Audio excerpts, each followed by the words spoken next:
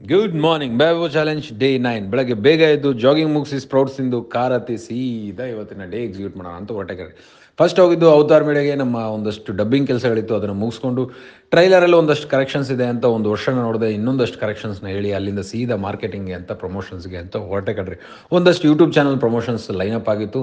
ನಾನು ಅಲ್ಲಿಂದ ಹೋಗಿದ್ದು ಸ್ಟೋನಿ ಬ್ರೂಕ್ಸ್ಗೆ. ಅಲ್ಲಿ ಹೋಗಿ ಒಂದು 2 ಯೂಟ್ಯೂಬ್ ಚಾನಲ್ ಮುಗಿಸಿದ ತಕ್ಷಣ ಸಿಕ್ಕಾಪಟ್ಟೆ ಟೈರ್ಡ್ ಆಯಿತು. ಬಟ್ ಖುಷಿ ಕೊಟ್ಟಿದ್ದ ವಿಚಾರ ಏನು ಅಂತಂದರೆ, ನಮ್ಮ ಡಿ ಬಾಸ್ ತೆಗೆದಿರುವ ಎಲ್ಲ ಫೋಟೋಗಳು ಅಲ್ಲಿ ಡಿಸ್ಪ್ಲೇಗೆ ಇಟ್ಟಿದ್ದು ನೋಡಿ ತುಂಬ ಅಂದರೆ ತುಂಬ ಖುಷಿ ಆಯಿತು ಕಣ್ರಿ.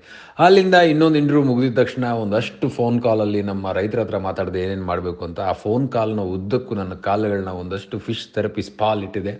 ತುಂಬ ಖುಷಿ ಕೊಡ್ತು. ಅಲ್ಲಿಂದ ಸುವರ್ಣ ಚಾನಲ್ದು ಒಂದು ಪ್ರಮೋಷನ್ ಇತ್ತು, ಅಲ್ಲಿಗೋಟೆ. ಅಲ್ಲಿಂದ ಹೊರಡೋ ಅಷ್ಟಲೇ ಮನೆಗೆ 9:30 10 ಗಂಟೆ ಆಗಿತ್ತು ಕಣ್ರಿ. ಬಟ್ ನನಗೆ ಗೊತ್ತಾಗಿದ್ದ ವಿಚಾರ ಏನಂದರೆ, ಬೆಳಗ್ಗೆ ಸ್ಪ್ರೌಟ್ಸ್ ತಿಂದಿದ್ಬಿಟ್ರೆ ದಿನ ಪೂರ್ತಿ ಏನೂ ತಿಂದಿರಲಿಲ್ಲ ಅಂತದನ್ನು ನೋಡಿ ಸಿಕ್ಕಾಪಟ್ಟೆ ಟಯರ್ಡ್ ಆಯಿತು ಕಣ್ರಿ. ಇವತ್ತಿನ ದಿನ ಮುಗೀತು. ಸಿಗೋಣ ನಾಳೆ. ಜೈ ಹಿಂದ್, ಜೈ ಮೆಹಬೂಬಾ.